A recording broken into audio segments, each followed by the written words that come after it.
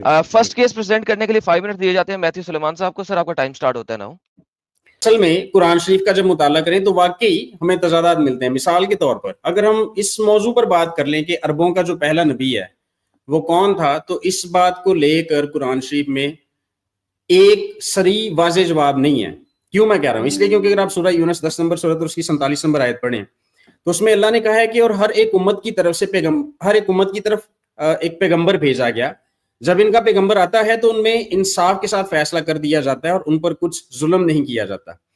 تو اسی طرح سورہ نحل اگر آپ پڑھیں 16ویں سورت اس کی 35 اور 36 آیت, تو اس میں لکھا اور مشرک کہتے ہیں کہ اگر خدا چاہتا تو نہ ہم ہی اس کے سوا کسی چیز کو پوچھتے اور نہ ہمارے بڑوں کی بھی بات ہو رہی ہے, اور نہ اس کے فرمان کے بغیر ہم کسی چیز کو حرام ٹھہراتے. اے پیغمبر اسی طرح ان سے اگلے لوگوں نے کیا تھا.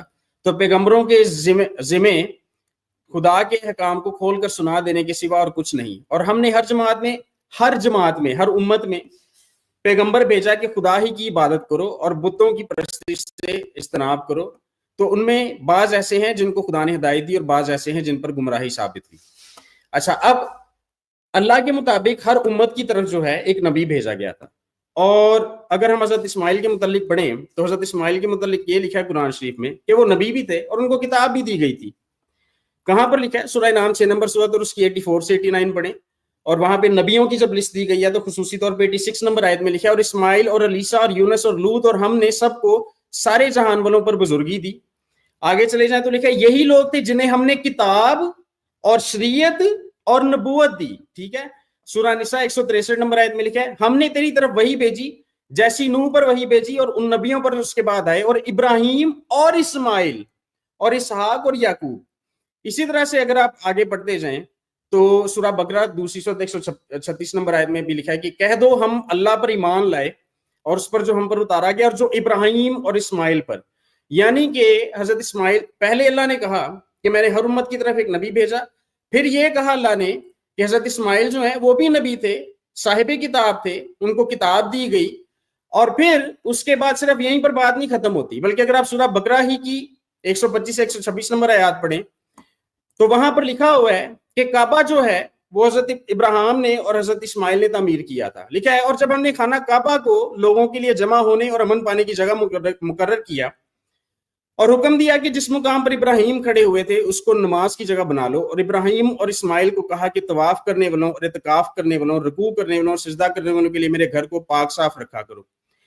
اور جب ابراہیم نے دعا کی کہ اے پروردگار اس جگہ کو امن کا شہر بنا اور اس کے رہنے والوں میں سے جو خدا پر روز آخرت پر ایمان لائیں ان کے کھانے کو میوے عطا کر.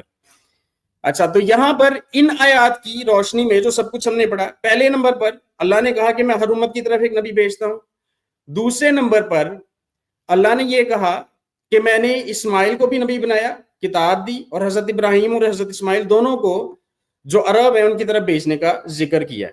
اب تضاد کی بات کیا ہے اور کہاں پر ہے؟ تضاد کی بات یہ ہے کہ اگر آپ سورہ سجدہ پڑھیں, بلکہ سورہ قصص سے شروع کرتے ہیں 28 نمبر سورت اور اس کی 46 نمبر آئے, وہاں پر لکھا ہے پیغمبر اسلام سے اللہ کہہ رہے ہیں اور تو طور کے کنارے پر نہ تھا جب ہم نے آواز دی, لیکن تیرے رب کا یہ انعام ہے تاکہ ان لوگوں کو ڈرائے جن کے پاس تجھ سے پہلے کوئی ڈرانے والا نہیں آیا. پہلے اللہ نے کیا کہا کہ عربوں کے پاس اسماعیل اور حضرت ابراہیم جو ہیں وہ گئے, وہ نبی تھے, کتاب تھی ان کے پاس, لیکن یہاں پر اللہ نے کہا ہے پیغمبر اسلام کو کہ آپ سے پہلے ان کے پاس جو ہے کوئی ڈرانے والا آیا ہی نہیں جو ان کو نصیحت کرے. سورہ سجدہ 32 نمبر سورت اور اس کی 3 نمبر آیت میں لکھا کیا وہ کہتے ہیں کہ اس نے خود بنائی ہے قرآن کے متعلق, بلکہ یہ سچی کتاب تیرے رب کی طرف سے ہے تاکہ تو اس قوم کو ڈرائے جن کے پاس تجھ سے پہلے کوئی ڈرانے والا نہیں آیا تاکہ وہ راہ بنائے. اسی طرح سے سورہ فاتر اگر آپ پڑھیں اس کی 42 نمبر آیت لکھا اور وہ اللہ کی پختہ قسمیں کھاتے تھے, وہ اللہ کی پختہ قسمیں کھاتے تھے اگر ان کے پاس کوئی بھی ڈرانے والا آیا تو ہر ایک امت سے زیادہ ہدایت پر ہوں گے. پھر جب ان کے پاس ڈرانے والا آیا تو اس سے ان کو اور بھی نفرت بڑھ گئی.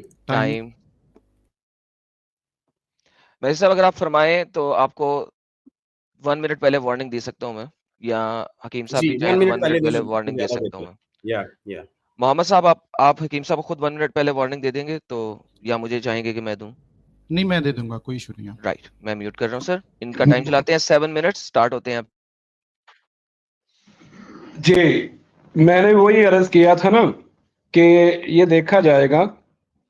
अच्छा, इन्होंने ये फरमाया कि एक आयत से पता लगता है कि तू उन लोगों को डराए जिनके पास पहले कोई नबी नहीं आया, और दूसरी से ये मालूम होता है कि वहाँ अरब में इस्माईल अलैहिस्सलाम जो थे वो नबी बनाए गए थे, मौजूद थे। बिल्कुल ठीक है, मगर समझने की बात ये है, इस्माईल अलैहिस्सलाम के बाद यहाँ कोई नबी नहीं हुआ।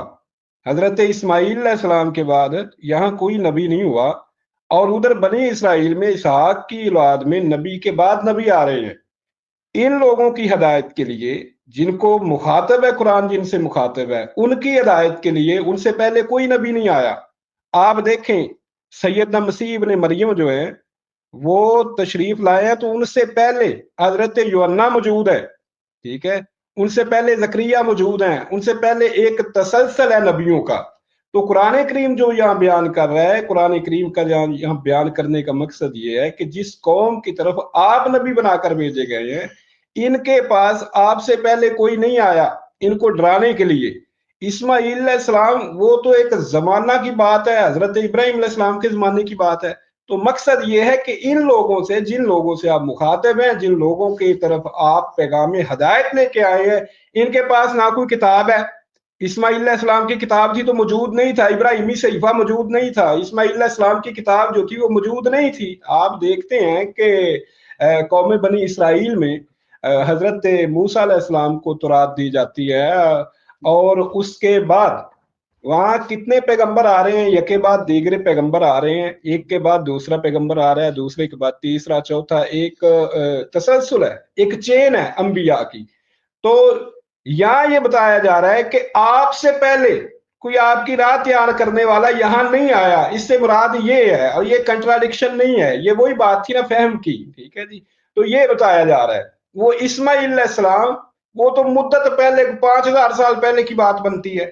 तो यही बताया जा रहा है कि आपसे पहले इनके पास ना तो कोई किताब हिदायत थी और ना इनकी तरफ से कोई नबी आया है। तो नबी मोहम्मद सल्लल्लाहु अलैहि वसल्लम से पहले तो एक जमाना देखे, सदियां खाली पड़ी हुई हैं, हजारों साल खाली पड़े हुए हैं। यही मकसद और मफहूम है। मेरा जवाब मुकम्मल हो।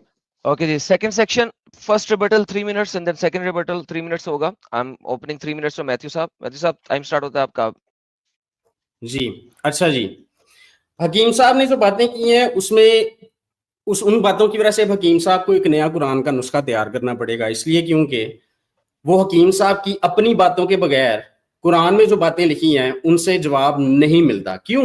उसकी वजह, पहली वजह सुने। हकीम साहब कहते हैं कि ये जो पैगम्बर इस्लाम को अल्लाह ने कहा है कि आपसे पहले इस उम्मत की तरफ मैंने कोई डराने वाला नहीं भेजा या कोई नबी नहीं भेजा, तो इसका मतलब ये है कि असल में वो जो 5000 साल गुजर गए, तो ये जो वक्फा है उसकी तरफ इशारा है। हालांकि ऐसी कोई बात नहीं लिखी, बल्कि इसके बरक्स लिखी है। और अभी अल्लाह के मुंह से ही मैं हकीम साहब की दलील को रद्द करवाऊंगा। कैसे? सूरह यासीन 36 नंबर सूरत 2 से 6 नंबर आयत में लिखा है, कुरान हिकमत वाले की कसम है, बेशक आप रसूलों में से हैं, सीधे रास्ते पर, गालिब रहमत वाले का उतारा हुआ है, ताकि आप उस कौम को डराएं जिनके बाप दादा भी नहीं डराए गए, सो वो गाफिल हैं। हकीम साहब ने कहा एक तो वक्फा भी इसमें अपनी मर्जी से डाला, दूसरे नंबर पे हकीम साहब ने ये कहा कि जी वो उस दौर की, जो उस टाइम के लोग थे, उनकी बात हो रही थी। तो ये भी बात गलत है, इसलिए क्योंकि यहां पर अरबों से पैगंबर इस्लाम की वसादत से उनके जरिए ये कहा जा रहा है कि उनको डर सुनाओ जिनके बाप दादा को भी कभी डर नहीं सुनाया गया था। इसका मतलब ये है कि यहां पर जो हजरत इस्माइल के नबी होने और अरबों की तरफ जाने और साहिबे किताब होने की जो बात है वो इस आयत से रद्द हो गई, और बाकी दीगर आयतों से भी जो मैंने पहले पढ़ी थी। अच्छा, फिर इसी तरह से अगर आप सूरह इनाम 6 नंबर सूरत 155 से 157 नंबर आयत पढ़े तो लिखा है, ये बरकत वाली किताब हमने उतारी है, सो इसका इत्तबा करो और डरो ताकि तुम पर रहम किया जाए, ताकि तुम ये ना कहो कि हमसे पहले 2 फिरकों पर किताब नाजिल हुई। अरबों से कहा जा रहा है, पैगंबर इस्लाम को अल्लाह कहने कि अरबों से कहो कि तुम्हारे पास ये फिर उज़र ना रहे, एक्सक्यूज ना रहे कि हमसे पहले 2 फिरकों यानी कि क्रिश्चियंस पे और यहूदियों पे किताब नाजिल हुई और हम तो इनके पढ़ने पढ़ाने से बेखबर थे, या ये कहो कि अगर हम पर किताब नाजिल की जाती, मतलब उनके ऊपर किताब नाजिल नहीं थी की गई, उनके पास कोई साहिब किताब नबी भेजा ही नहीं था गया, और ये अल्लाह आर्ग्यूमेंट दे रहे हैं। या कहो कि अगर हम पर किताब नाजिल की जाती तो हम इनसे बेहतर राह पर चलते। सो तुम्हारे पास तुम्हारे रब की तरफ से एक वाज़े किताब और हदायत और रहमत आ चुकी है, यानी कि कुरान। अब इससे ज्यादा कौन जालिम है जो अल्लाह की आयतों को झुटलाए और इनसे मुंह मोड़े। जो लोग हमारी आयतों से मुंह मोड़ते हैं, हम उन्हें उनके मुंह मोड़ने के बाइस बुरे अजाब की सजा देंगे। तो यहाँ पर असल में हकीम साहब की जो दलील है उसका रद्द यहाँ पर पेश हो जाता है, इसलिए कि हकीम साहब ने जो बात कही थी वो कुरान से साबित नहीं होती, बल्कि जो कुरान में लिखा है वो हकीम साहब की बात का रद्द है। ठीक है, और इसके अलावा टाइम अप हो गया साहब, आपको अनम्यूट कर रहा हूँ, जैसा कि आपने फरमाया था, मैंने आपको म्यूट किया था। आपका टाइम जी स्टार्ट होता जी है सर। जी शुक्रिया जी। जनाब मैथ्यू साहब ने, मेरे फाजल दोस्त ने जो दलाइल दिए वो मेरी बात के दलाइल दिए। मिसाल के तौर पे देखें, मैथ्यू साहब ने ये फरमाया था कि उससे पहले इब्राहिम अलैहिस्सलाम आए हैं, वो नबी हैं, वो साहब किताब थे, उनके पास किताब थी। मेरा इनसे सवाल ये है कि जब हजरत मोहम्मद सल्लल्लाहु अलैहि वसल्लम आए थे तो क्या मुशरकीन मक्का के पास इस्माईल अलैहिस्सलाम की किताब मौजूद थी? नहीं मौजूद थी। उनके पास इब्राहिम अलैहिस्सलाम का सहीफा मौजूद था? नहीं मौजूद था। तो यही कुरान कह रहा है कि ये इसे आपसे पहले कोई किताब नहीं पढ़ते थे, उनके पास किताब मौजूद नहीं थी। दूसरी बात, सूरा यासीन का इन्होंने हवाला दिया है कि उनके बाप दादा नहीं डराए गए। तो मैं यही तो अर्ज कर रहा हूं कि सदियों उनमें कोई आया ही नहीं है। 5000 साल का वक्फा है, 5000 साल का, तो उनके बाद उनमें कोई नबी हुआ ही नहीं है। ठीक है, इस्माईल अलैहिस्सलाम जब थे तो वहां कौन सी कौम थी?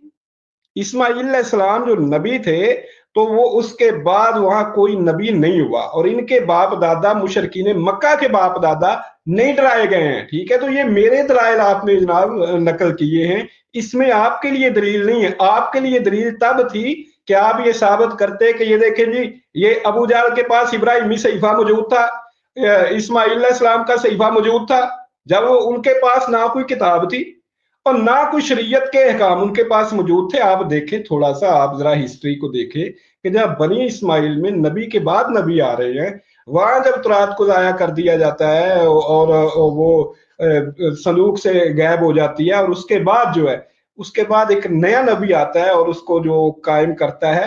तो यहाँ तो 5000 साल का अरसा गुजरा है, 5000 साल का अरसा गुजरा है, कोई नबी आया ही नहीं। तो यही बात की जा रही है कि 5000 साल जो है वो इनमें कोई नबी नहीं आया और इनके बाप दादा नहीं डराए गए हैं। यही बात की जा रही है, और ये मेरे ही जनाब आपने दलाइल दिए हैं। और दूसरी बात, आपने कहा कि उनके ऊपर कोई किताब नाज़िल नहीं हुई थी, शायद ऐसी आपने बात की। इसका जिक्र जो है वो मौजूद है कुरान करीम में, सोहफ इब्राहिम व मूसा। कौन सी सूरत है जी? सोहफ इब्राहिम व मूसा,